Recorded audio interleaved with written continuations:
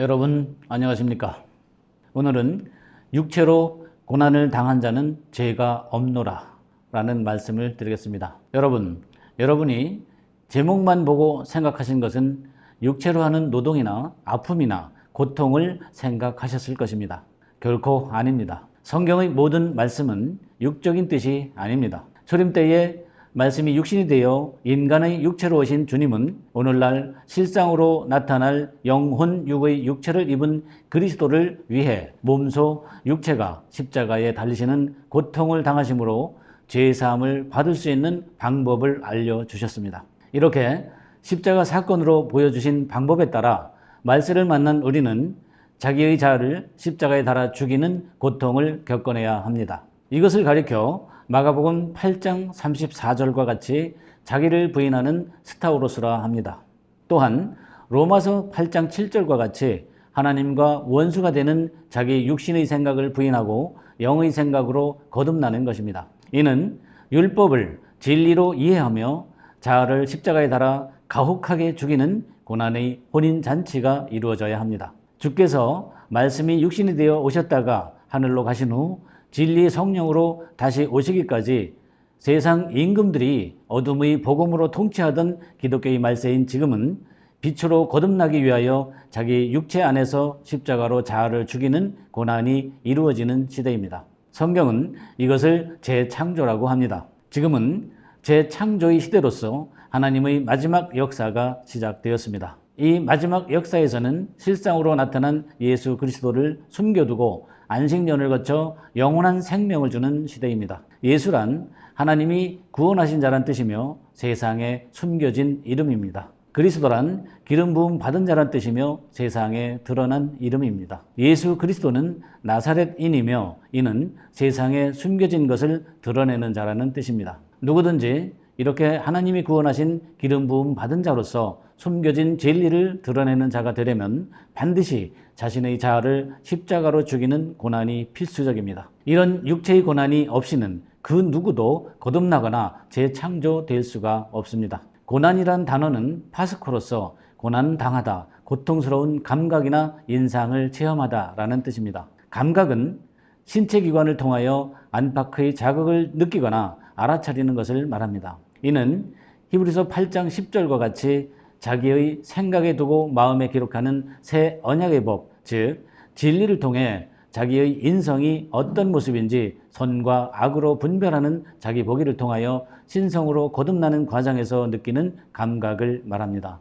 인상은 어떤 대상을 보거나 듣거나 했을 때 그것이 사람의 마음에 주는 느낌이나 그 작용을 말합니다. 이는 고린도전서 15장 23절과 같이 자기보다 먼저 기름 부음을 받고 그리스도가 되어 강림하시는 자를 영의 남편으로 영접하고 진리로 인맞으며 자기의 마음에 주는 느낌을 통해 작용하는 인상을 말합니다. 이렇게 죽어있던 자기 감각과 인상이 살아나야 영혼이 부활하는 것이며 하나님이 주시는 은혜를 입을 수가 있게 됩니다. 은혜란 카리스로서 은혜, 즉 마음에 주는 영향과 감사, 호의, 즉 만족스러운 그 행위와 태도, 선물, 자비, 너그러움, 기쁨, 감사라는 뜻입니다. 마음에 영향을 준다는 것은 어떤 사람의 고유한 성질이 타의에 의하여 자신의 마음 상태를 규정짓거나 변화시키는 작용을 한다는 뜻입니다. 누군가에게 감사한다는 것은 어떤 사람의 언행이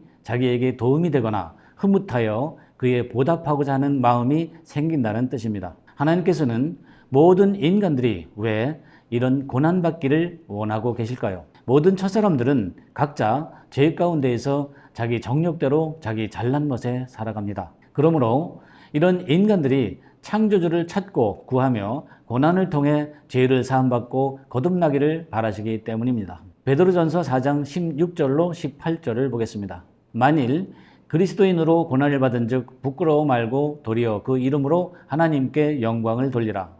하나님 집에서 심판을 시작할 때가 되었나니 만일 우리에게 먼저 하면 하나님의 복음을 순종치 아니하는 자들의 그 마지막이 어떠하며 또 의인이 겨우 구원을 얻으면 경건치 아니한 자와 죄인이 어디서리요. 이 말씀은 이미 중층 즉 둘째 하늘에서 시작이 되었습니다. 이는 누구든지 기독교 세상인 바다에서 무토로 드러나 성소로 오르는 순서대로 이루어지는 심판입니다. 이때에 고난을 받은 즉 부끄러워 말고 대운에게 영광을 돌리라 하셨습니다. 대운은 자기의 영적 남편으로 오신 그리스도이십니다. 이 영의 남편을 통해 거듭나는 고난을 알게 되었으니 그에게 영광을 돌리라는 뜻입니다. 또한 대우의 집에서 심판을 시작할 때가 되었다 하셨습니다. 대우는 새 하늘의 아버지로 이 세상에 오신 하늘 아버지이십니다. 이미 오신 이 하늘 아버지를 통해 심판의 부활이냐 생명의 부활이냐 하는 첫째 심판이 시작되었습니다.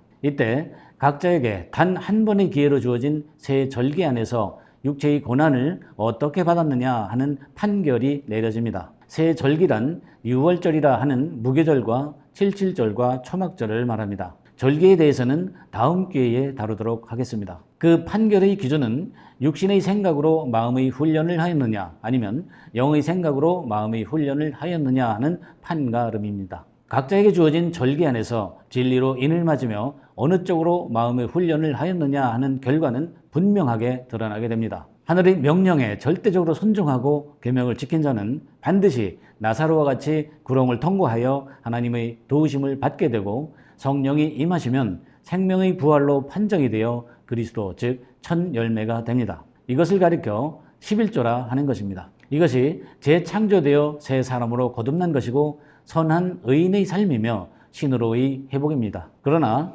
하늘의 명령과 계명에 불순종한 자는 두 마음을 가진 부자로서 구렁을 통과하지 못하고 심판의 부활로 판정되어 떨어져 나가게 됩니다. 이것이 첫사람으로 남게 되는 죄인이며 영혼의 감옥을 거쳐 두 번째 심판으로 지옥 판결을 받게 되는 악인의 길입니다. 베드로전서 4장 1절로 2절을 보겠습니다. 그리스도께서 이미 육체의 고난을 받으셨으니 너희도 같은 마음으로 갑옷을 삼으라. 이는 육체의 고난을 받은 자가 죄를 그쳤음이니 그 후로는 다시 사람의 정욕을 쫓지 않고 오직 하나님의 뜻을 쫓아 육체의 남은 때를 살게 하려 함이라. 원문으로 지각합니다. 그리스도께서 그와 같이 영혼과 반대되는 것으로 육체의 고난을 받으셨으니 너희도 역시 그 자신을 깊은 생각의 무기로 무장하라. 그렇게 영혼과 반대되는 것으로 육체의 고난을 당한 자는 죄가 떠났기 때문에 더 이상 인간의 정욕이 아니니라. 그러므로 신의 의지로 자아를 십자가에 달지 못하는 육체 안에 그분을 다시 남아있는 사람들에게 설명하는 시간의 간격에서 그 존재를 연장하기 위함이라는 뜻입니다. 이렇게 영의 생각으로 영혼과 반대되는 육체의 자아를 십자가로 죽이는 고난을 받은 자는 대운으로서 죄가 떠났기 때문에 생명의 부활을 이룬 것입니다. 이는 하늘의 아버지이신 대우의 의지에 따라 다시 자아를 십자가에 달지 못하는 육체에게 대우를 설명하는 시간의 간격으로 그 존재의 생명을 연장받은 자입니다. 이런 자에게 하늘의 복으로 주어진 것이 양자의 약속이고 영원한 생명을 얻기 위해 그에게 주어진 자신만의 안식년입니다. 로마서 8장 23절의 말씀으로 증거해 드리겠습니다. 이뿐 아니라 또한 우리 곧 성령의 처음 익은 열매를 받은 우리까지도 속으로 탄식하여 양자 될 것 곧 우리 몸의 구속을 기다리느니라. 원문으로 제격합니다.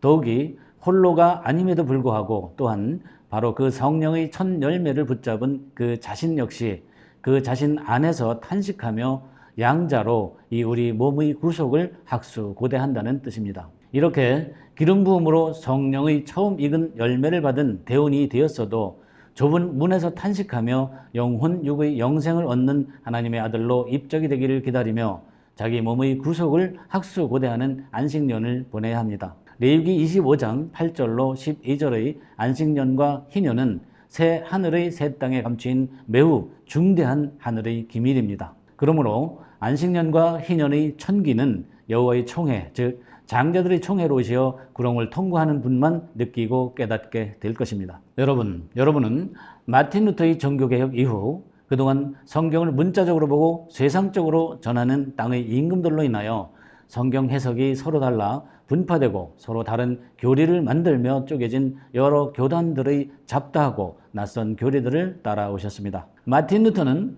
독일의 수도사 출신으로 비텐베르크 대학의 교수로 지내던 중 1517년 10월 31일 교황청이 속죄의 효력에 관한 95개의 조문을 발표한 것을 문제 삼아 종교개혁을 시작하였습니다. 이후 프랑스의 신학자 존 칼뱅은 복음주의에 대한 탄압을 피하여 스위스로 망명해 루터 이후의 종교개혁을 스위스 제네바에서 일으켜 승리하였습니다. 이렇게 개혁된 기독교는 끝없이 분파되고 분열되어 낯선 사람들의 여러 가지 잡다한 교리와 교훈을 가지고 지키며 지금까지 흘러왔습니다. 그러나 타락한 기독교의 종말이 된 지금은 낯선 사람들의 여러 가지 잡다한 교리 초보를 떠나 참된 진리로 하나의 공통된 깨달음을 향하여 나아가야 합니다. 히브리서 13장 9절의 말씀으로 증거해 드리겠습니다. 여러 가지 다른 교훈에 끌리지 말라. 마음은 은혜로서 굳게함이 아름답고 식물로서 할 것이 아니니 식물로 말미암아 행한 자는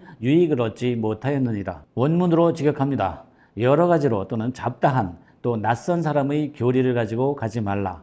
왜냐하면 그 마음은 자비로 확고하게 하는 것이니 가치 있는 음식이 없는 자들을 따르는 자들은 결코 유익하게 되지 못한다는 뜻입니다. 생각의 깊은 사고와 마음의 감각은 새 언약의 법을 기록해 주시는 하나님의 자비로 확고해지는 것입니다. 그러므로 가치 있고 정직한 음식, 즉 영적인 진리의 말씀이 없는 자들을 따르는 자들은 결코 유익하게 되지 못하고 멸망의 길로 가는 것입니다. 이렇게 하늘의 진리를 따르지 않고 제단 아래에서 행위로 예배드리는 자들은 영적인 병자들입니다. 요한계시록 2장과 3장의 말씀대로 이런 자들이 자기의 자아를 십자가에 매다는 죽음으로 자신을 이겨내기 위한 고난을 통해 영적으로 병든 몸을 성문 밖에서 번제물로 태워야 하는 것입니다. 히브리서 13장 10절로 11절을 보겠습니다. 우리에게 제단이 있는데 그 위에 있는 제물은 장막에서 섬기는 자들이 이 제단에서 먹을 권이 없나니